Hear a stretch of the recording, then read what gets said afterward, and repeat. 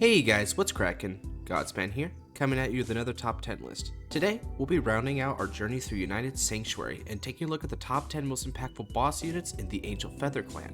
Introduced in Booster Set 6 Breaker Limits, Angel Feather were among the premier limit break decks, with their various boss units initially being piloted by the members of Ultra Rare, but is most famously associated with fan favorite character and perpetual diva, Rin Hashima. The power of the Angel Feather clan lies in its ability to manipulate the damage zone in a variety of ways, be it superior calling units, swapping cards from the hand, or even flat out healing a damage. Angel Feather's control of the damage zone is both versatile and powerful. So powerful, in fact, that the clan gave rise to a sizable list of strong and downright monstrous units which unleash the true potential of the damage zone. And today, we'll be going over the top 10 most impactful units among them, assessing both the raw power and historical significance of each unit relative to their clan and era. So without further ado, let's begin. I hope you enjoy. Starting off with the bang at number 10 is Holy Sarif Altiel, a stride unit with the following skills. First Act, Vanguard Circle, Generation Break 3. Counterblast 1, all the units in your front row get power plus 2000 till end of turn. Secondly, Rescue Auto, Counterblast 1, Soul Blast 1, and choose any card from your face down G zone and turn it face up. When this unit is placed on Vanguard Circle, you may pay the cost. If you do, choose up to the same number of cards from your damage zone as the number of face up Holy Sarif Altiel in the G zone. Heal them. Choose one of your Vanguards, and for each damage healed with this effect, deal 1 damage. Perform a damage check, triggers also activate. Released in GBT09 Divine Dragon Caper, Holy Sarif Altiel was a much welcome addition to the arsenal of angels present in the G era. Now, immediately with Altiel, we can see the mention of the Angel Feather keyword. Keywords, to reiterate, are words which indicate a particular ability or condition associated with the clan. In the case of Angel Feathers, this would be the Rescue keyword, an ability which allows the player to heal out a number of cards from the damage zone, but damage check the same number of cards in exchange. At first glance, this may seem redundant as this doesn't lower the damage total at all, but it's actually among the more powerful keyword abilities with a couple benefits. First off, it allows the player to effectively countercharge in many scenarios, as damage checking new cards can replace face down cards with face up ones. But more importantly, these are damage checks, meaning that you can check triggers and activate their effects when rescuing. This turned Angel Feather's pressure into one of turboing out one trigger check after another like their OTT or something, and in conjunction with various power-up skills from the field and also in the damage zone resulted in very scary numbers to slam the opponent with. Altiel embodied the benefits of Rescue to a T, allowing for up to 3 rescue checks to be performed the instant she hit the Vanguard Circle, resulting in, therefore, a potential 3 triggers to be checked right off the bat and getting multiple countercharges to fuel other skills in the process. In conjunction with her Generation Break 3 skill, which is not a once per turn mind you, the offensive potential of Altiel is certainly not to be underestimated. However, what put Altiel on this list more than anything is her status as a first stride. One of the defining aspects of the G era was the Generation Break ability, which locks your most powerful skills behind the condition of having a certain number of G units face up. Angel Feather was of course no exception, with key cards like Holy Sarif Raphael and Black Shiver Gavriel both possessing key skills locked behind Generation Break 2. Unfortunately, achieving Generation Break 2 was a challenge for early G Angels, as the only strides capable of flipping a unit right away was Zkill and frickin' Blitzo of all things. These were both pretty bad cards, however, and forced Angels to suffer a suboptimal first stride in order to ramp up GBs. Then Altiel descended from the heavens like the angel she is and kissed all Angels players directly on the mouth, providing a first turn stride which was both potent and flipped a stride for her skill, completely eliminating this issue for the clan. This made Altiel significant enough to make the list, but unfortunately not significant enough to break past the bottom, as the wave of power creep from the GZ era and subsequently Premium was not kind to this unit, turning her into a thing of the past. Even so, for the achievement of breaking Angels out of their first stride curse, Holy Sarif Altiel starts us off at 10th on this list. Moving on from an old school setup stride, we now turn to an old school finisher stride, Black Sarif Gavriel. Released in GBT07 Glorious Bravery of Radiant Sword, this stride evolution of Gavriel possessed the following skills.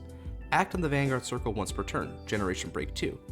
Counterblast 1, and choose a face down card named Black Sarif Gavriel from your G zone and turn it face up. Until end of turn, This unit gets Auto Vanguard Circle. When your card is put into your damage zone during the battle phase, choose up to 2 of your units and they get power plus 2000 to end of turn. And Rescue 2, Auto Vanguard Circle.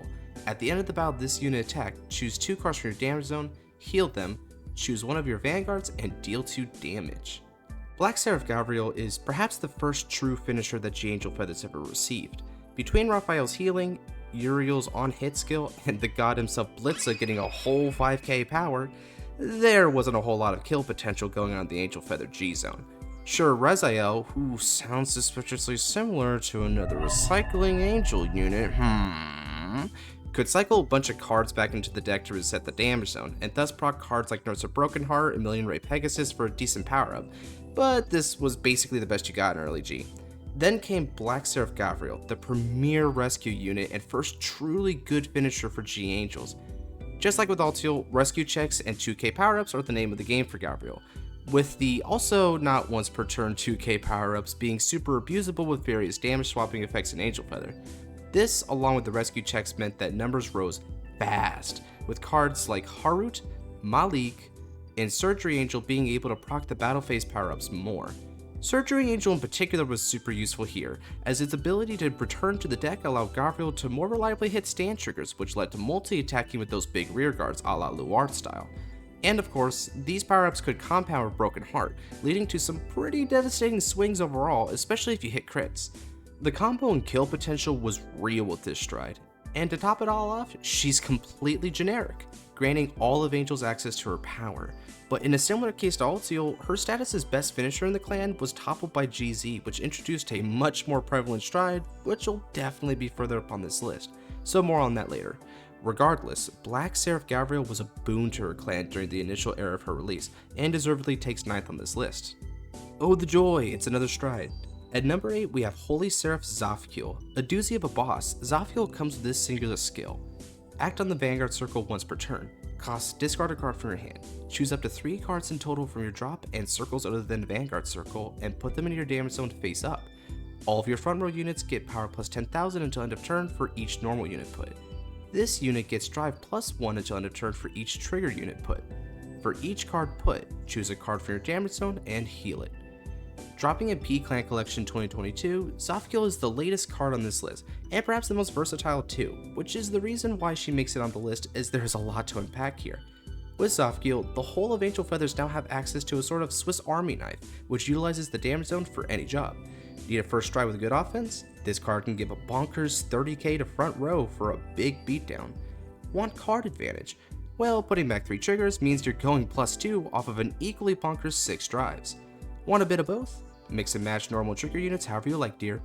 Perhaps you're missing a key tool in the damage zone. Just throw it back from prop zone and presto. Playing against Link Joker and wishing you could just play the game? Zkill's skill can rock the locks. The sheer versatility of this card is simply astounding. Although a jack of all trades, this card is admittedly master of none, well aside from sliding the Link Joker matchup I guess. But aside from that, Zkill is still a very potent stride, which should find a spot in many, if not most, premium Angel Feathers lists. Simply put, Zkill's mastery of the damage zone elevates the whole of the clan, granting it multifaceted benefits from a simple 1-card investment in the G-Zone. It takes 8th on this list. Ooh, here's a fun one. At number 7 is Mobile Hospital Feather Palace. This V retrain released in VEBO3 Ultra Rare Miracle Collection, you know, the girls I mentioned at the beginning, and like Zkill has one single yet powerful effect. Auto on the Vanguard or Rearguard Circle. When it attacks, Soul Blast 2 grade 3s, face down all the cards in your damage zone, and until end of battle, this unit gets 20,000 power, critical plus 1, and your opponent can recall Sentinels from Guardian Circle to hand. So for those of you who are veterans of these top 10s, you already know that I consider any grade 3 or greater unit with a Vanguard skill to be a boss, and you also know that some bosses, despite this, are best served on the Rearguard Circle. Feather Palace definitely fits in this category, being a strong finisher on both the Vanguard and Rearguard Circle, complete with a big power boost, critical pressure, and Sentinel Restrict. These sorts of big Rearguard boss finishers were a fairly noteworthy trend in the V-Series card design, with several cards of this sort already being mentioned in my previous top 10s already, like Danger Lunge and Victorious Deer. Just like with those cards, Feather Palace is a strong tool for the Angel Feather clan, and the clan's ability to garner big numbers could be maximized for this very lethal attack. This is potentially useful for a variety of decks, with decks like Black Shiver Gavriel especially using it as a strong offense to close out games. And in the cases of Vanguards like Malkuth Malik and Kiriel, Feather Palace wasn't just strong enough, but could be made even stronger due to buffs from Protect 2 markers which those decks specialize in producing. And although the cost for activation may seem steep with this unit, Angel Feather is actually rather well equipped to mitigate this. A variety of the V-Series cards and older support for premium builds could recycle cards out for some Angel-style countercharges, making the flip-down skill not terribly problematic. The Soul Blast was admittedly a bit more tricky, but one nifty way to build Grade 3s in Soul was with Solidify Celestial Zkill, who superior rode herself from the damage zone, and even gave a nifty power bonus to help Mobile Palace hit even better numbers. Overall a potent and generically viable finisher, Mobile Hospital's only real failing is being completely overshadowed by another infamous rearguard finisher we'll get into way later, cause that card is nuts. But still, Feather Palace is a very strong asset to the clan, which is currently on duty to this day in some versions of both V and Premium Angel Feathers. So for his continued tireless service in the clan, the hospital is rewarded 7th on this list. At number 6 is Black Shiver Gavriel. This iconic V retrain released in VBT12 Divine Lightning Radiance, and did so with these skills. First off, continuous in the Vanguard circle. During your turn, if a total of 3 or more new cards were put into any player's damage zone this turn, all of your front row units get power plus 10,000. Secondly, act on the Vanguard circle once per turn. Cost Counterblast 1 and Soul Blast 1. Return a card from your damage zone to your hand. Put a card from your damage zone on the bottom of your deck, and deal this unit 2 damage. Ah yes, Divine Lightning Radiance, our old friend, back again with another Herald the Jibu era to completely wreck the V meta. And wreck the meta she did, as Black Shiver Gavriel here saw copious amounts of success immediately upon release, being most successful between the years of 2019 to 2021, before her inevitable fall from glory at the hands of the restriction list. Why was it a meta scourge though, you may ask? Well, that's because this deck was one of the swiftest and most powerful OTK decks ever conceived in the V format. The reason for this comes from a couple different factors, which we've actually laid the foundation for in this list already. With Gavriel's skill, 2 pseudo rescue checks are conducted. This in tandem with the very strong and streamlined V support, which rescue checked a fair bit further, resulted in a high likelihood of multiple triggers being checked, not to mention turn on Gavriel's 10k front row bonus. So like with the 10th and 9th spots, the basic idea of rescue checks plus additional power-ups are our mode of offense. What made this deadly is when all the power is placed on a rearguard with Sentinel Restrict, of which Gavriel actually had access to 2. We already mentioned Feather Palace, which is the current rearguard, but there was another during Gavriel's heyday, that being Black Observe Hamu. Like with the hospital, Hamu gained power, crit, and the oh-so-sweet Sentinel Restrict, except for a much more simple cost of 3 counterblast, making it achievable as soon as turn 3. Note, Hamu was not restricted by the grade of the opponent's Vanguard, so you could do this while they were at grade 2. This is important. Now, you would look at the strategy and say, okay, sure, it's a pretty scary attack, Godsman, but it wouldn't kill the opponent outright, right? Well, that is until you realize just how insane this combo was, as Hamu easily reaching numbers close to 100,000 with Sentinel Restrict was a bit of a deal breaker. And by no means was simply taking the attack a viable strategy, as this card would rack up the criticals like crazy. And yes, you would have to in theory get lucky with crits, one may say, which is fair to be true, but the multitude of rescue checks made this fairly likely, and totally worth investing your triggers all into Hamu for the guaranteed kill. In fact, this OTK method was so reliable that many Gavriel decks flat out played 16 criticals, opting out of any heals or other triggers in exchange for maximizing the lethality of this deck. This was also somewhat necessary, as heal triggers could deny Hamu's Counterblast 3 condition, so they could very well hurt more than help. On that note, damage deny in general became an increasingly unreliable strategy to stop this, as new support was released over time which could take the deck from 0 to 3 damage of its own volition. I kid you not. The Heal Guardian could give you the first damage, followed by our main girl Gavriel, whose skill converted 1 card in the damage zone into 2. And then finally Spine Celestial Jovial could loan you the 3rd card until end of turn. So yeah, needless to say, this strategy was completely terrifying and only got better as time went on until a certain ban list was dropped to rein in the deck. But more on that later on. As far as Black Shiver Gavriel is concerned, she remains a solid boss unit in the B format, whose ability to accrue multiple damage checks, buff the front row, and literally add damage to fuel further plays made for a pretty formidable boss. Although Hamu was definitely the more problematic card of the duo, Gavriel provided the necessary stability and power to truly bring the deck to the top tables and make it the meta juggernaut it's often remembered as during its prime. It goes 6 on this list. And cracking the big 5 is Love Sniper Nociel. This unit originally released in the G Fighter Collection 2015 for the winter season, and possessed these 2 skills. First off, auto on the Vanguard circle, Counterblast 1.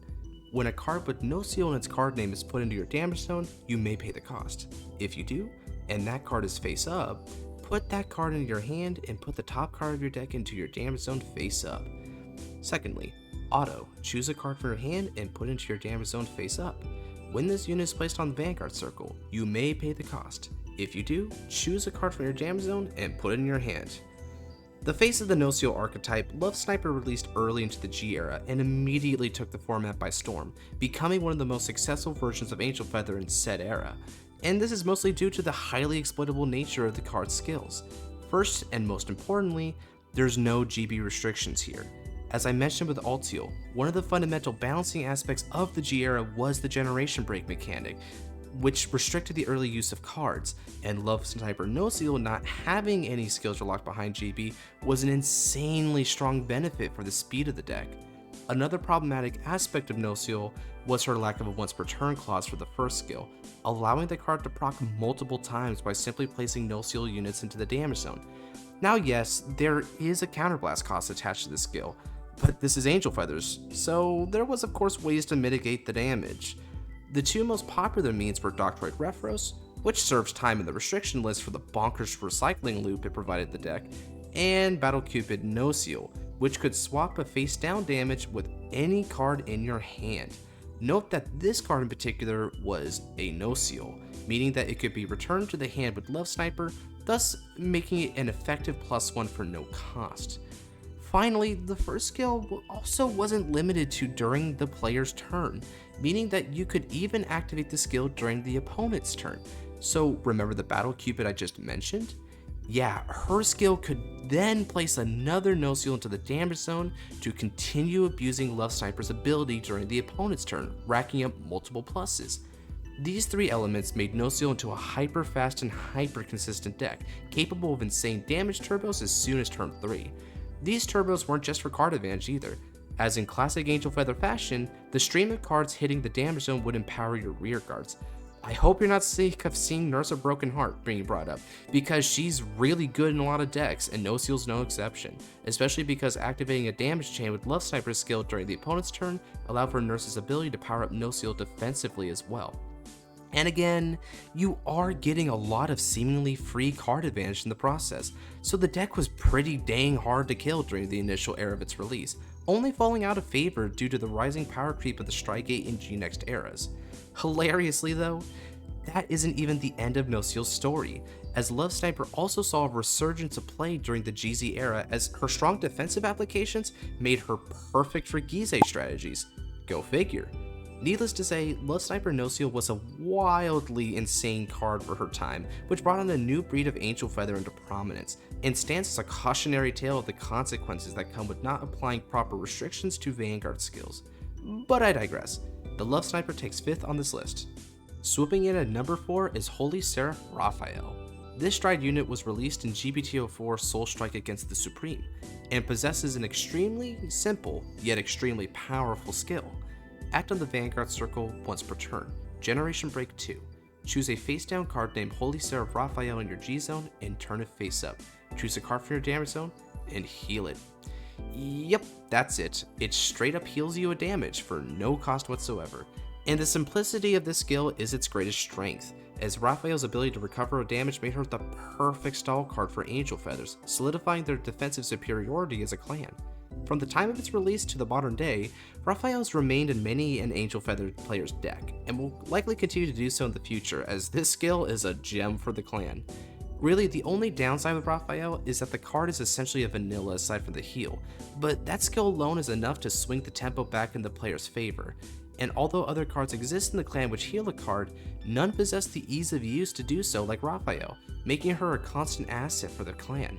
And yeah, that's basically all there is to say for Raphael. Card is perhaps the most consistently viable unit on this list, so slow and steady wins the race? if the race ended in 4th place anyway. Well, moving on. At number 3 is another stride evolution of our girl Gavriel, Fnatic Sarif Gabriel Eden, this time being released in GPT-13 Ultimate Stride and doing so with these 2 skills. Firstly, Rescue 1 Act Vanguard Circle. Once per turn, Soul Blast 1 and choose a face down card with the same name as this unit from your G zone and turn it face up. Choose a card from your damage zone, heal it, choose one of your Vanguards, and deal it 1 damage. Yep, it is just a rescue check. Auto on the Vanguard Circle. When this unit attacks, choose up to the same number of cards from your damage zone as the number of face-up cards in your G zone. Call them a separate rear circle. They get 3000 power at end of turn, and put the same number of cards on the top of your deck as the number of cards chosen into your damage zone face down. The final stride of this list, Gabriel Eden really culminates what we've come to expect from an Angel Feather stride. It rescue checks, it powers up the board, and it enables rearguard multi-attack. It's great. But no, seriously, despite seeming like more of the same, Eden is definitely the pinnacle of these. This is mainly due to her second skill. This skill is simply fantastic, providing multi-attack as stated previously. The multi-attack present here is also super strong, as it's a guaranteed multi-attack which does not rely on stand triggers, making it that much easier to shoot for a critical heavy deck build for maximum lethality. And between the 3k power up from Gavriel and the skills of your rear guards, this offense had plenty of oomph to it. Of course, going a potential +5 is fine and dandy, but that would mean you flip down all your damage in the process. Kinda sucks, right?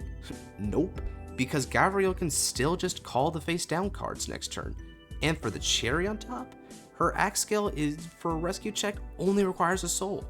And so it's effectively another Angel Feather style countercharge for you, allowing for yet more main phase shenanigans before the big assault. As far as clan impact goes, this card effectively set the bar for Angel Feather G Zone. Previous strides like Altiel and Sarif Gavriel were outclassed by Eden, who was both a better first stride than Altiel and finisher stride than Sarif. As for strides after the fact, the Fnatic Sarif would pretty much remain the best stride for most of Premium Feather's lifetime, with Raphael Mitra being pretty bad and also Nociel being rather gimmicky and non-impactful. So yeah, Gabriel Eden has been sticking around for a long time, and really did put in the work for Angel Feather since her release. And I do mean all of Angel Feather, as this card was, you guessed it, 100% generic, which is always great for clan impact. Heck, remember that Nociel Gizeh deck I mentioned before? Yeah, Gabriel Eden was a key part of that strategy too, giving the deck the necessary plussing and easy clapback to keep itself afloat until Gizeh came in to spoil all the fun. Overall, a very impressive card, whose longevity and generic applications really impacted the viability of both G and Premium Angels. Gabriel Eden earns the bronze with ease. Alrighty, for the number 2 spot, we have a returned guest, as Black Observer Hamu finally returns to take her rightful place on this list. Released alongside Black Shiver Gavriel and Divine Lightning Radiance, this V original unit possessed the following skills. Auto on the Vanguard or Rearguard Circle. When placed, if you have a Vanguard with black in its card name, cost Counterblast 1. Call a card from your damage zone to rear circle and deal 1 damage to your Vanguard. This ability may only be used by a card with the same name once per turn. Auto on the Rearguard Circle. When it attacks, cost Counterblast 3. Until end of that battle, this unit gets 15,000 power, critical +1, and your opponent cannot call sentinels from his or her hand to the Guardian Circle. At the end of that battle, put this unit into your soul.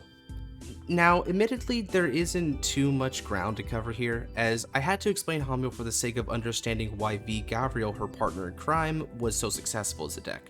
But to reiterate, this card is effectively the strongest rearguard boss in the entire clan's history, and propelled V Gavriel into one of the most terrifying OTK decks in V's history.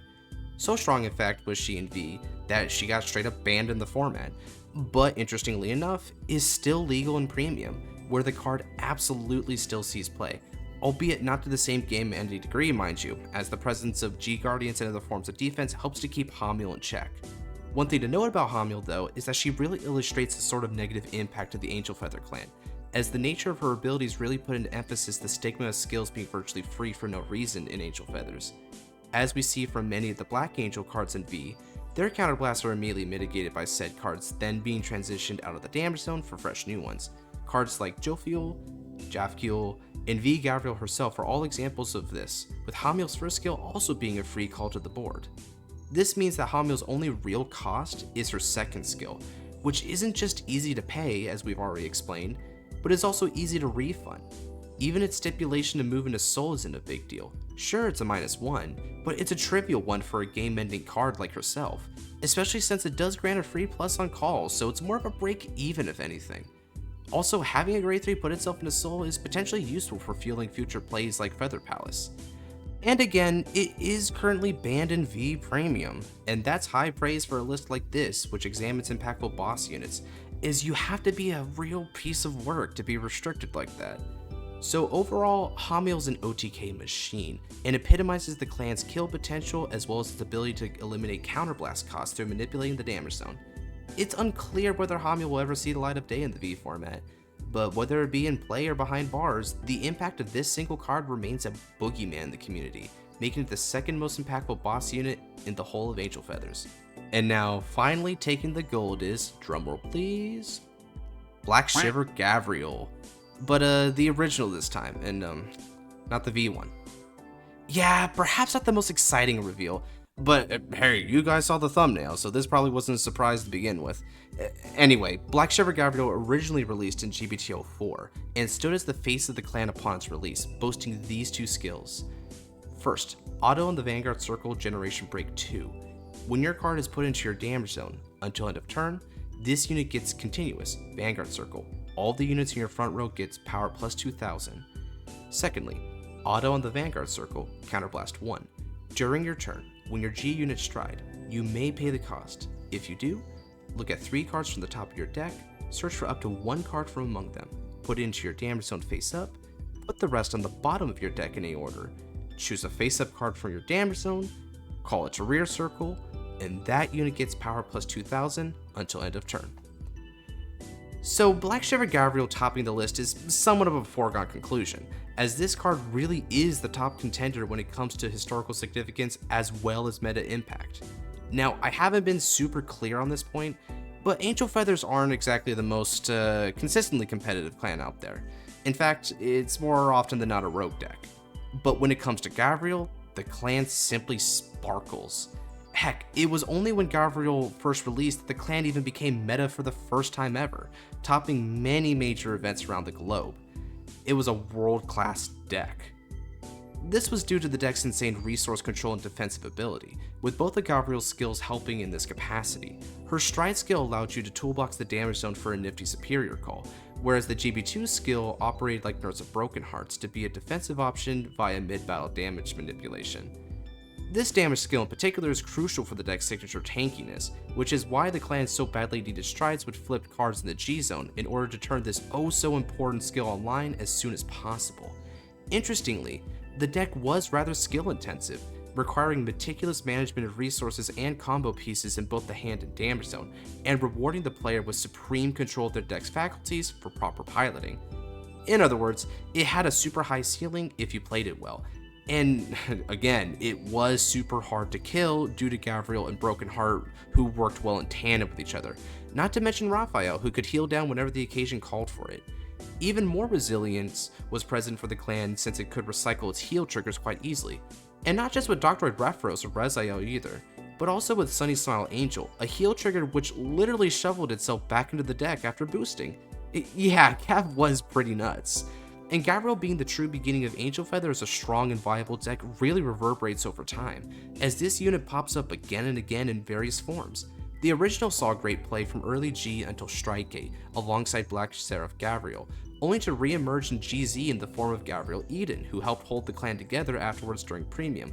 Then in V Premium, the V retrain of Gavriel took the meta by storm in a similar fashion to the original, except due to extreme offensive potential instead of defensive potential. Then finally, we're back to Black Shiver Gavriel actually, who's resurfaced again due to an errata for Uriel, which grants access to a quicker stride and an easy to protect markers for good measure. Ever since its release, Gavriel has hung with the clan through thick and thin as its very paragon, with Black Shiver Gavriel being both the originator and most meta accomplished version of the deck. Black Shiver Gavriel defined this clan and put it on the map in a way no other Vanguard ever has, or ever will for that matter. And for all these reasons, Black Shiver Gavriel remains the queen of the Angel Feather clan, easily taking the crown as its most impactful boss unit ever. And that was the whole list. Now, Angel Feather as a clan tends to fly under the radar when it comes to their history and meta impact on the game, and often gets written off as just that clan that does stuff with the damage zone. But when you delve beneath the surface, we actually see a clan with a well-defined gimmick, one that continues to get explored through various different methods of damage manipulation, with the rescue mechanic being the standout favorite in terms of viability, but also perhaps its most basic implementation of the clan's true potential. As of now though, it's unclear what's next for the clan, as given the lack of recent additions to the V Premium and Premium card pool, there's not a lot of innovation being done for Angel Feathers.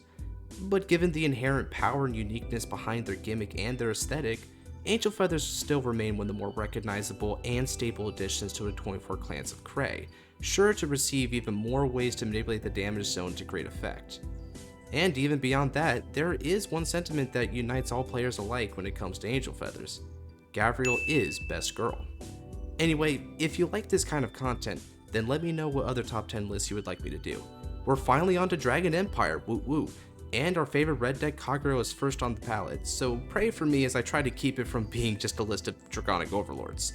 Anyway, if you have suggestions on anything you like or dislike about the list, or any ideas for the Kagero list, please don't comment Overlords, comment down below. Trust me, I do read them. In the meantime, check out my other videos. I do top 10 videos like this, fight nights, tier lists, the whole shebang. And if you like what you see, consider leaving a subscribe and turn on the notification bell for the next time I upload a video. And with that, take care and God bless.